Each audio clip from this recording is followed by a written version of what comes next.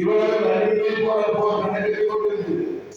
பல பாராளுமன்ற உறுப்பினர்களுடைய உயிர்களுக்கு அச்சுறுத்தல் விடுக்கப்பட்டு வருகிறது என்பதை தமிழக விடுதலை புலிகளுடைய உளவுத்துறையினர் எங்களுக்கு அடிக்கடி சொன்ன காரணத்தால் தான் நாங்கள் நம்பியிருக்கிறோம்.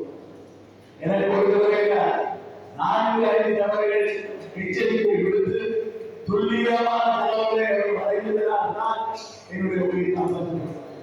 2006ஆம் ஆண்டு நீங்கள் கைது செய்யப்படும் போது உடனடியாக வெளியிடுங்கள் தகவல். அதனால் என்னுடைய காவலர்கள் கைது செய்யப்பட்டார்கள், என்னுடைய உறுப்பினர்கள் கைது செய்யப்பட்டார்கள்.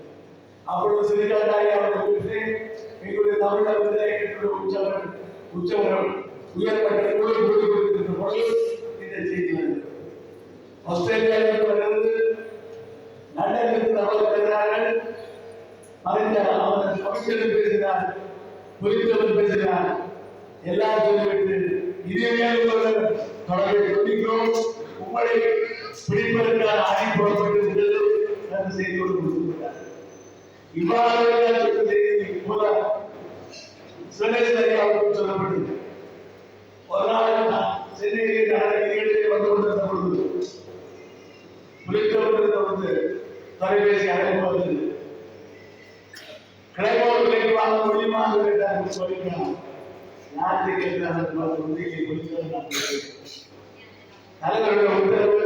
உங்களுக்கு சில பேரை கிளைமோடு தாக்கி கொள்வதற்கு தீர்மானித்திருக்கிறார்கள். ஆகவே நீங்கள் கொண்டு நாட்டுக்கு வருகிறதை நிறுத்த செய்ய முடிவு செய்யுங்கள். இவ்வாறான செய்திகள் சொல்லி பலருக்கு வழங்கப்பட்டது கூட அவர் தனது உயிரை துச்சவராக பல தடவைகள் இந்த வங்கி நாட்டில் சென்று வந்த சேர்ந்துதான் ஆழ ஒழுங்கு தாக்குதல் அணியுடைய அந்த நாட்டிற்கு அவர் இலக்கினார்.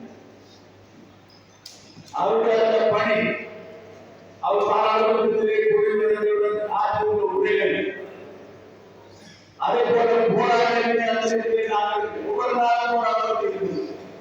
செங்கோட்டையில் போராட்டம், அங்கே சபைகளிலே போராட்டத்திலே அசைக்காமல் உறுதியாக உற்சாகமாக யாரோட பாராளுமன்ற சரி முதன்மையாக அவர்